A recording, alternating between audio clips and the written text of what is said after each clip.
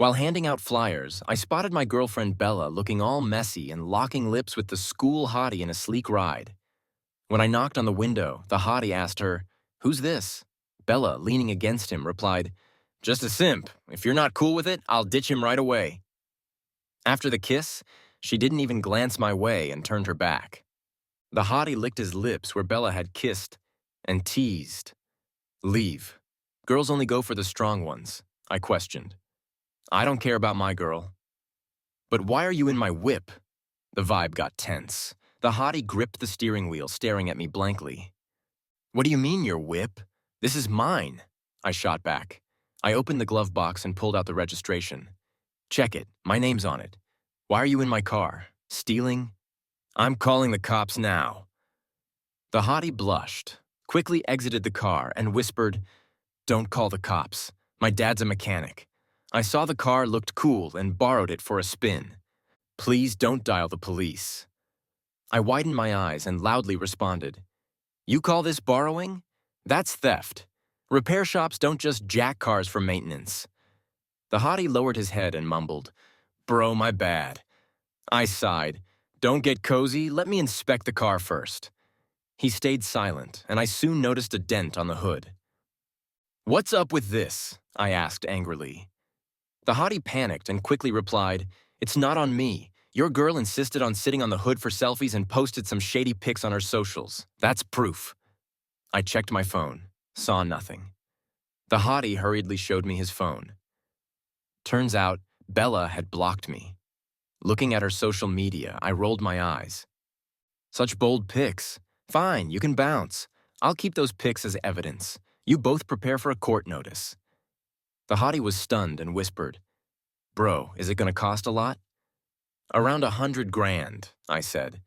Instantly, his face turned pale. The hottie quickly said, "But she was the one who messed it up. Do I have to pay too?" I rolled my eyes. "Don't you get the law? You're both liable. Your dad's work this year is wasted." The proud hottie burst into tears. "That dumb girl. I told her it's carbon fiber. Only fancy sports cars use it. The hotter it gets, the harder it becomes." But she couldn't wait for the car to warm up and just sat on it for selfies. "My folks worked so hard. Now we're screwed 'cause of her." Impatient, I got into my ride and called someone to check the damage. I wasn't into watching him cry. The hottie wiped his tears and wailed, "How come you're the rich one? Your girl said you work multiple gigs handing out flyers." I said, "I don't work. I hand out flyers, but those stores are mine. I wasn't lying. Half of the main street, 72 stores. My family's got them. Handing out flyers for my family's shops? What's wrong with that?" I closed the window, not wanting to hear the hotties crying anymore. At that moment, Bella texted me, "Since you saw it, let's break up. Don't blame me. Blame your parents for being losers. I'd rather cry in a Lamborghini than laugh on your bike handing out flyers." I fell into deep thought. Since both the Lamborghini and the bike are mine, should she cry or laugh? I wanted to reply, "Wait for the court notice." But Bella had already blocked me. My God, how could she block me? Speaking of repair costs, she owes me 100 grand. Ignoring the fact she was in the dorm, I rushed into the dorm and headed straight to Bella's room. Luckily, it was morning, so the dorm was quiet. I arrived at her door and was about to knock when I heard a woman inside ask, "Did you really do what I told you?" Then Bella said, "Yeah, I lied to him that I took the pill." The woman excitedly said, "That's perfect. I calculated your cycle and knew you'd likely get pregnant these days, so I told you to date him. Once you're pregnant, you can marry into a rich family." Bella said worriedly, "What if he makes me get an abortion?" The woman replied, "As long as you're pregnant, I can make him acknowledge the baby. You even broke up with your boyfriend for him. Let's see if he dares not to recognize it." I was shocked that Bella would go this far. She wanted to marry the school hottie by having his kid. I wondered how she'd feel when she found out the hottie had stolen my car. I knocked on Bella's door, and when she saw me, she immediately frowned. "I've already broken up with you." "Why are you still bothering me? I'm telling you, being poor isn't the issue." but being poor and shamelessly nagging a girl is really gross. It seemed Bella misunderstood, thinking I was trying to get back with her. There were two other people in the dorm, her roommates whom I knew before I could speak. One roommate said, "Can you stop hindering Bella from chasing her own happiness?" I was totally baffled. So, making out with another guy in a sports car behind her boyfriend's back was seen as her pursuing her own happiness. I knew this roommate. She was Bella's best friend, Mia, who had just pushed Bella to get pregnant. When I first dated Bella, Mia often made snarky comments like, "A guy's love for a girl depends on how much he spends on her." Because of Mia's instigation, I had given Bella many gifts. Now, I was here to get those gifts back. I said, "We can break up, but the phone you're using is mine. You should return it." I didn't mention that the sports car was mine, because knowing Bella's nature, she might cling to me shamelessly. I had to get my stuff back first. Bella immediately frowned and coldly said, "So you're such a petty person. Can't you consider my feelings?" I was speechless. "It's not that I'm petty, but you've already wronged me. Why should I care about your feelings?" Mia suddenly covered her mouth and laughed. She said, "Can't you see through this poor guy's trick? Asking you to return the gift is just a front. He really wants to make things tough because he can't handle the breakup." Bella sneered, "So that's it. You think if I can't handle returning the gift, I won't break up with you, right? Forgot? My current man is loaded." She lifted her head proudly, and Mia added fuel to the fire. "Don't worry, sis, I just checked. Jake's Lamborghini cost millions. Buying you a new phone is nothing to him." Bella laughed and said, "I can return the phone, but let me make one last call. I'll show you why I broke up with you, because the gap between you and a rich guy is so wide you'll never close it in your life." I wondered if the rich guy she was talking about was Jake. I remembered when I sent the car to Jake's house for maintenance. His dad sighed and said, "Making money was tough these days, and what they earned wasn't enough to cover rent." Bella made a call, and Mia quickly said, "Put it on speaker so he can hear. Let him know the gap between him and others." Bella nodded and, seeming to show off, put the call on speaker. As soon as the call connected, she pitifully said, "Bro, my boyfriend came to break up with me and wants me to return the phone he bought me. Without the phone, how can I reach you?" But Jake didn't take it well. On the other end, Jake yelled angrily, "You damn bitch, don't let me see you again, or I'll beat you every time I see you." Instantly, both Bella and Mia were stunned. The call was cut off abruptly, and Bella stared at her phone. Unable to speak, Mia quickly reacted. She angrily grabbed a book from her bed and threw it at me, shouting, "Did you talk trash about my bestie downstairs?" When Bella heard this, she was furious and started shaking. "Yeah, he wasn't treating me like this before. You must have slandered me. How despicable and gross can you be?" I impatiently said, "I didn't badmouth you. Just give me back my stuff." "If you didn't slander me, why would he suddenly treat me like this?" I was speechless because Bella had posted flirty selfies sitting on the hood of his car. Jake ended up in debt due to his family's income. How could he not be angry? Mia sneered. "That's why I told you to be brave and date Jake. 'Cause I already saw through this poor loser. He only knows how to play dirty behind your back." Disgusting simp. I asked, "So you're saying you were part of her betrayal?" "Right," Mia snapped. "Betrayal. My best friend was in a mess. Of course, I had to pull her out. Should I let her sink into marrying you? She'll thank me forever." Bella grew impatient and coldly said, "You can have the phone back, but I have one condition. You immediately apologize to Jake and admit you lied about me." Mia cursed.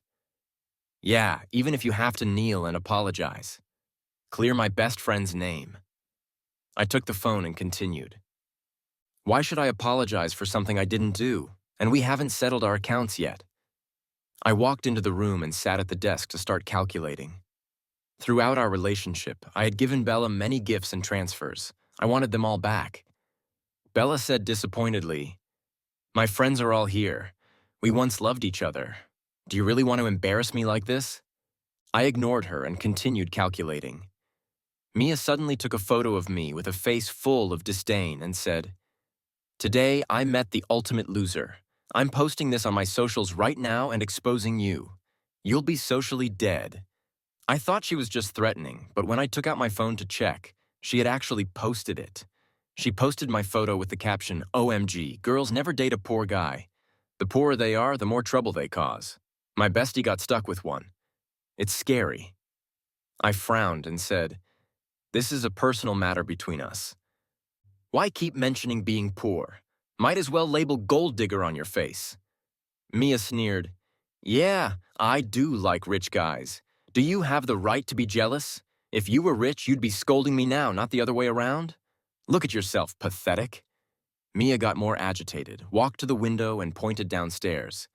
She said, "Rich dudes drive million-dollar Lambos and have big ambitions and career goals. Poor losers just sit here calculating, making the girls who love them feel sick." Another roommate finally spoke up. "Bella, why don't you just pay him back? This is your fault in the first place." Instantly, Bella's expression changed. Bella asked, "What do you mean? Are you taking his side?" Mia sneered, "Isn't it obvious? You found a boyfriend with a Lamborghini and she's jealous, so she purposely insults you, slanders you." The roommate's face turned red with anger. "Don't falsely accuse me. I knew this girl. She was a poor student named Zoe before. When Bella wanted to show off, she had me buy desserts for everyone in her dorm. But Zoe refused to take them, saying she couldn't accept something she didn't earn. That left a deep impression on me." Bella sighed and said, "Zoe, I know you're poor and rely on student loans and scholarships to study. I get if you resent the rich, but you know what? Being a good person is more important than good grades." Zoe's eyes widened in disbelief. "Are you saying I'm not a good person?" I was completely stunned. Zoe was diligent and hardworking, excelling in character and academics. And Bella? She had just been making out with the rich guy in a car, right in front of me. Her boyfriend. She dared to say Zoe didn't know how to act. "What kind of nonsense are you spouting?" Mia sneered. "I know your type. Poor simp girl. You know he broke up, so you're pretending to be a pretentious flirt to win his favor. You know you have no chance with a guy who drives a Lamborghini, so you don't even let a guy who earns $3K a month handing out flyers pass." Zoe was so mad she clenched her fists and stood up. "I also work part-time as a tutor and earn $2K a month." Mia looked at her with disdain. "To you, even mosquito legs are meat. Yesterday, I saw you picking up food that fell on the table to eat. You poor wretch. Of course you're not picky about men." Zoe's eyes reddened immediately, her voice trembling with grievance. "The food fell on the table, not the floor. What's so poor about that?" "Enough," Bella's shout interrupted us. She slammed her phone on the table and said to me, "You really embarrass me. My biggest regret is dating you. Hurry up and settle our accounts. Then I can explain to my new man." Mia quickly said, "Don't worry, sis, I'll go with you to explain. The rumors will be squashed. And you'll still be the little darling of a rich guy." I couldn't be bothered with these two anymore and focused on calculating our accounts. Of course, I didn't include the repair costs of the sports car. I was afraid Bella might shamelessly try to reconcile with me. In the end, I figured it out. In the year we dated, I had given Bella gifts and transfers totaling $18K. After doing the math, I was stunned. Dating really costs a lot. I only spent a few hundred a month on living expenses. I didn't realize it until I calculated it. Not only was I shocked, but Bella and Mia were also a bit stunned. After all, they were students. Where would they get over $10K? At first, they didn't believe it, but after checking several times, they finally confirmed my calculations were correct. Bella looked a bit troubled. "18K? I can't come up with that right now." Mia panicked and quickly said, "Don't freak out, sis. I'll help you pay it back. Your attitude towards this loser now will determine how the hottie sees you. Even if we have to borrow from loan sharks, we'll pay the money back.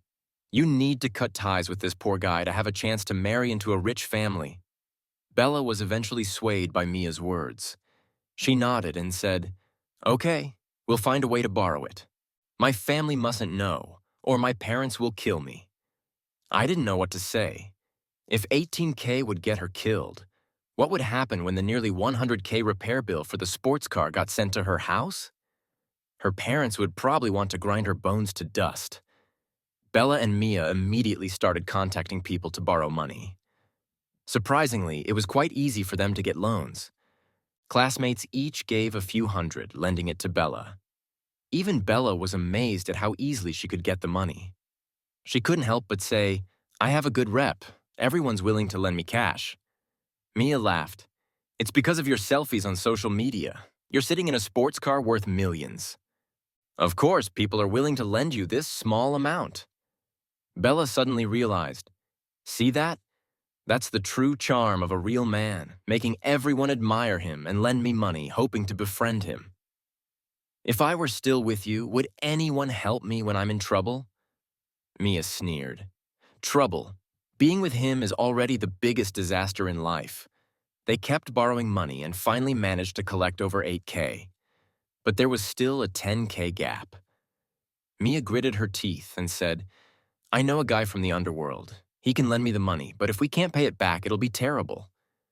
Bella asked worriedly, "What if we can't pay it back?" Mia replied, "Don't worry about that now. Your new boyfriend is so rich, 10K is nothing to him." Mia quickly contacted the so-called underworld person who seemed like a professional private lender. He handed over 10K without hesitation. After they gathered enough money and returned it to me, Bella threw the phone at me angrily and said, "Satisfied now? Get lost. From now on, we should have nothing to do with each other." I nodded and turned to Zoe, saying, "Can you come out with me for a moment?" Zoe looked at me in surprise, seemingly not understanding why I was calling her. Mia immediately sneered. I knew these two had something going on. As soon as you paid him back, they hooked up. I felt a wave of helplessness. The reason I wanted to talk to Zoe was that she worked in the student council and had the contact directory. Since I planned to send a court summons to Bella's family, I definitely needed her home address. Zoe blushed deeply, lowered her head, and followed me out.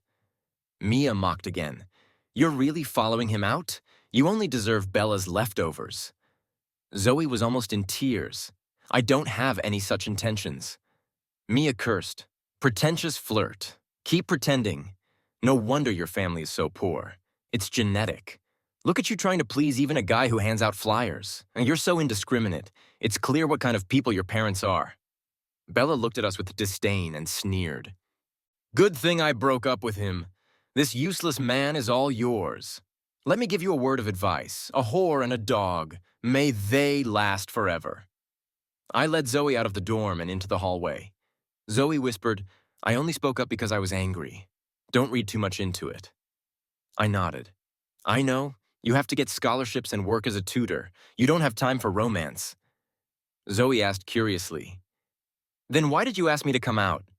I said, "I know you have the contact directory. Can you give me Bella's home address?" Zoe immediately panicked. "What do you plan to do? Don't do anything reckless." She seemed very worried and even grabbed my hand in her anxiety. Zoe looked into my eyes and said seriously, "We may be poor, but we have dignity. Others are at fault, but don't ruin your future because of their mistakes." The atmosphere grew silent, and I didn't know how to respond. Did this girl think I was planning to go down with Bella's family? Zoe then realized she had grabbed my hand in her haste. She quickly let go, blushing. "You're hardworking and determined. You deserve a better life. I believe that in 10 years, Bella will regret her choices." I said, "It won't take 10 years. I've already had the dealership assess the damage. If her family lives in the city, she'll regret it soon." Zoe was stunned and asked, "What do you mean?" I said, "The sports car downstairs was mine." She stared at me, dumbfounded. I explained everything to Zoe. She was speechless again. It wasn't until I showed her the car registration that she believed it was true.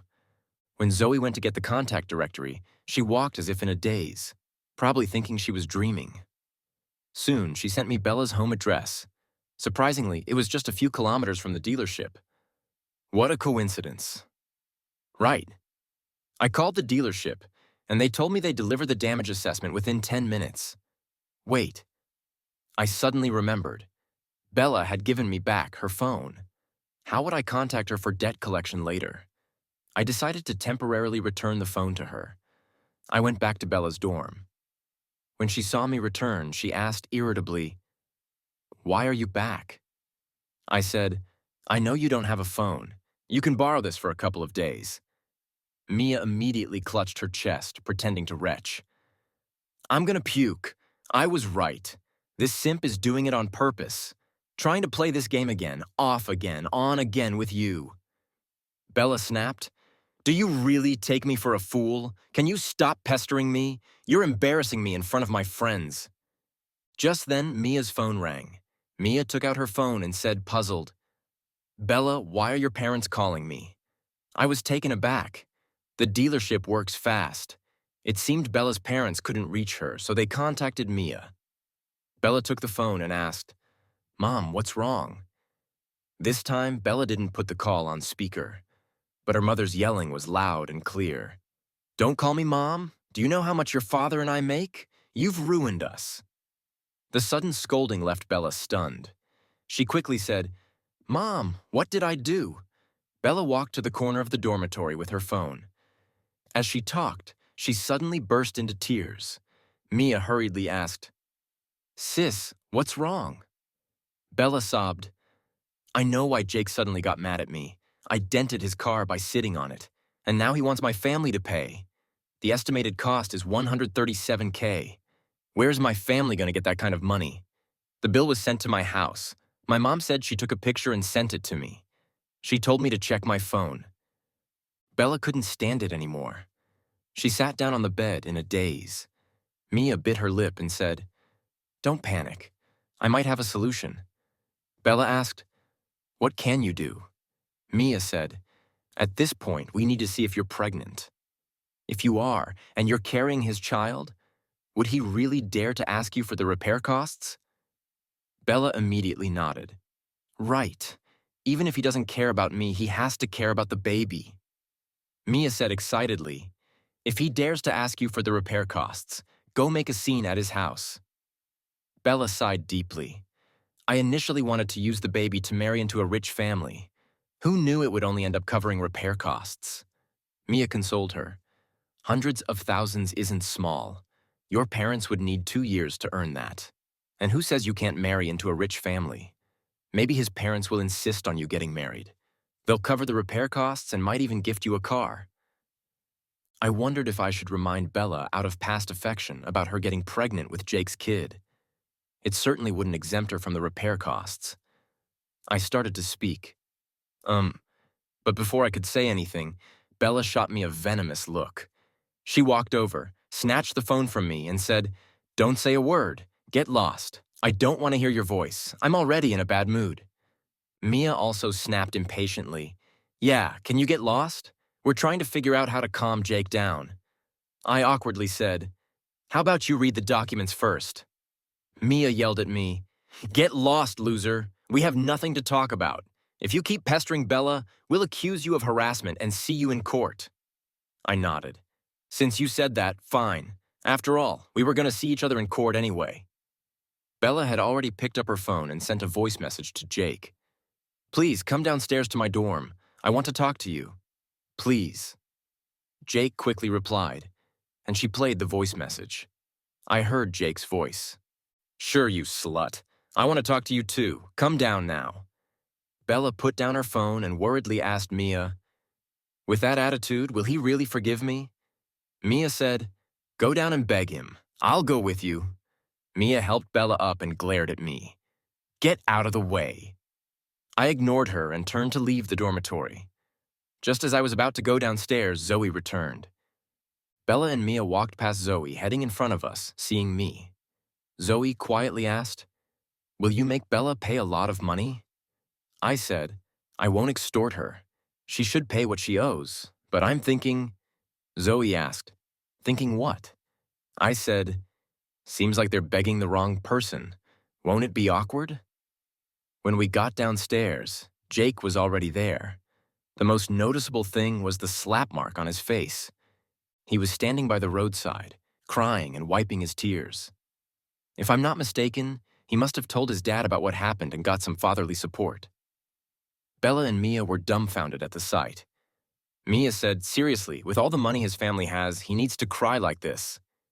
Bella said, maybe he really loves that car. When I dated him, he always took great care to protect it. Mia sighed.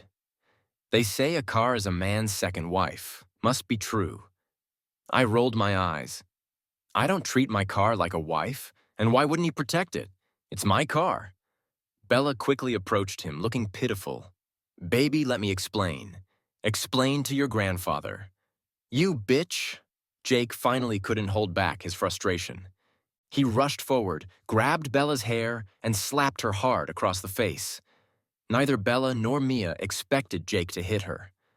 Mia hurried over to try to break it up, while Bella, feeling wronged, said, Baby, hit me if you're upset. It's my fault. I'll never do it again. Can I make it up to you for the rest of my life? I don't need your compensation. Jake was so angry he started punching Bella in the face. As he continued hitting her, both Bella and Mia realized something was seriously wrong. The students watching were all shocked.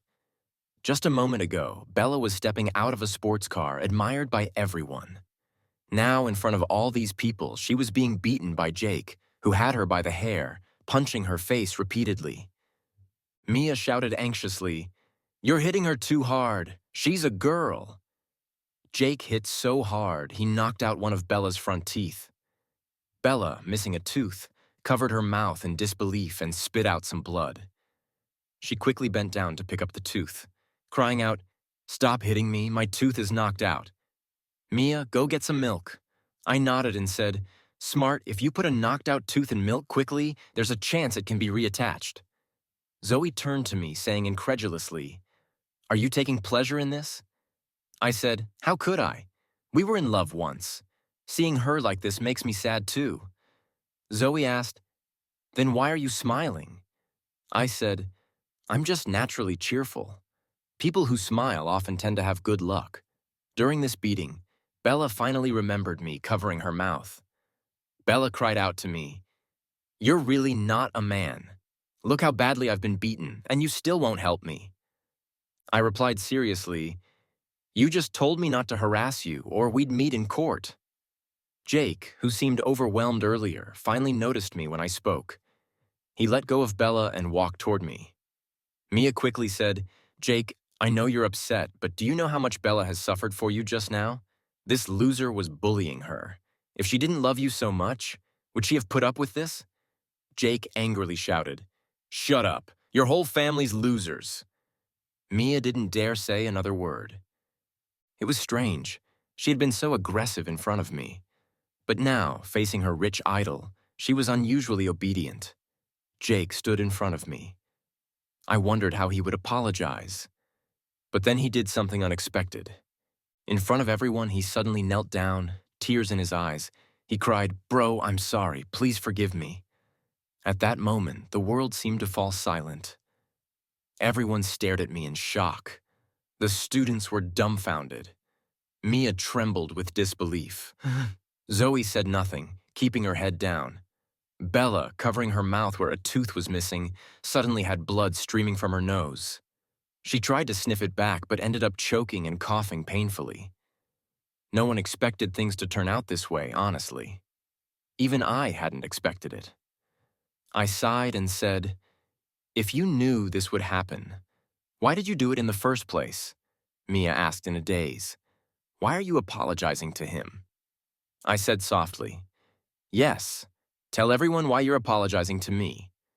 Jake, still crying, said, I shouldn't have stolen your car to show off. I shouldn't have stolen your girl. I'm despicable and gross. Please forgive me. I told my dad, but he said our family's already struggling with rent and can't pay for the damages. I nodded and said, Your dad works really hard. That's why I sent my car to your family's repair shop. Who would have thought such a diligent mechanic would raise a son like you? Jake broke down. I'll never do it again. If you can give us more time to pay, I'll do anything you ask. Bella was stunned. She muttered, What repair shop? What car maintenance? What's stealing a car? I said, the facts are right in front of you. Bella pointed at the sports car, her voice trembling. That car is yours. I nodded. Yes, it's my car. Her expression froze. Then her lips quivered as she burst into tears. How can you be the rich one? Weren't you the flyer guy? I do hand out flyers, but those are all for my shops. Ignoring her bleeding nose and missing tooth, Bella hurried to my side, limping. She grabbed my arm, crying, "Baby, let me explain." I said coldly, "I'm not your baby. We're already broken up." I reached out and placed my hand on Jake's shoulder. He swallowed hard, looking at me pleadingly. I said, "This is your fault, not your dad's. In fact, I should thank you because you showed me my girlfriend's true colors. You helped me, so I'll help you this once." I thought for a moment and continued. "You'll graduate next year, you can negotiate the compensation amount, and once you start earning, I'll let you pay it back over 3 years." Jake, surprised, asked, "Really?" I nodded. "Yes, it's your mistake, not your father's to pay for. But knocking out her front tooth is going to cost you a lot." Jake said viciously, "I'm not paying a cent. At worst, I'll go to jail and get a record. Anyway, I won't pass any civil service exams." I asked, "Are you really willing to go to jail rather than pay her a cent?" Jake replied, "Yes, this bitch doesn't deserve my compensation." I patted his shoulder hard and laughed. "See, now you're being sensible. I'll waive 1,000 as a reward." Bella was already dumbfounded. She whimpered, "Baby, I was really wrong. Can you give me another chance? It's all." She turned around quickly and pointed at Mia, cursing. "It's all because of this bitch."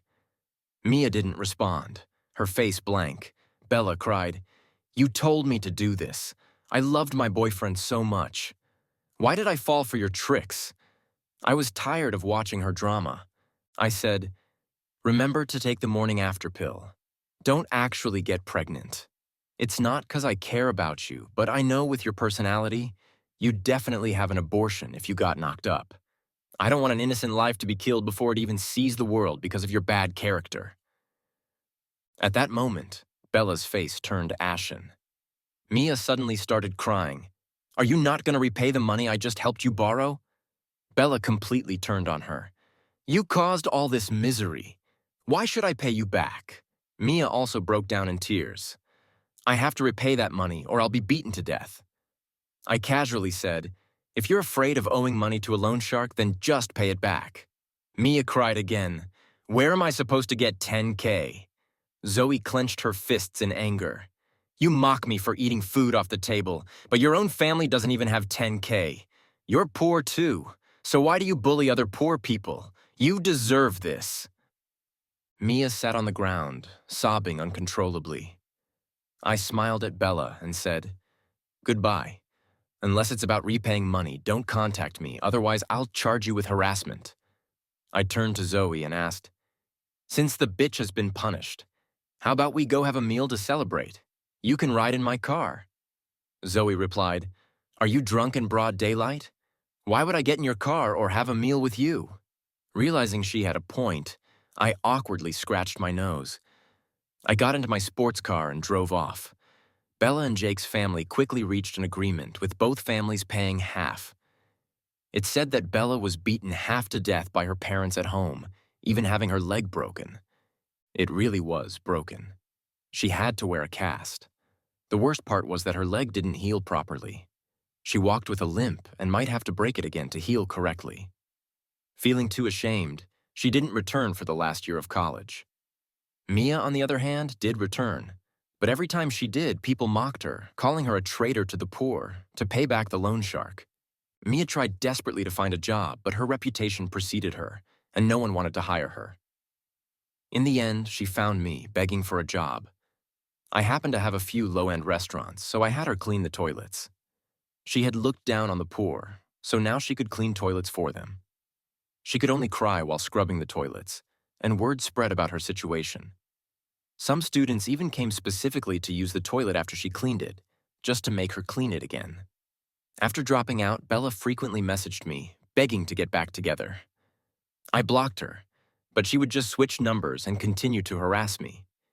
Eventually, I did as she wished and sued her. That finally scared her off, and she stopped contacting me. As for Zoe and me, nothing happened between us. She was a self-reliant and disciplined girl, different from Bella and her crowd. During the last year of college, Zoe didn't contact me at all. After graduation, she went back to her hometown to teach. She said there were many poor children in her hometown, and she wanted to help them. I admired her character and reached out to her a few times, but she wasn't interested in dating. The only time she asked for my help was to see if I could organize a clothing drive for the children in her area. I donated some old clothes. And after that, we didn't stay in touch. I often think about what she said, about having dignity, that remarkable girl. I hope her life takes her far,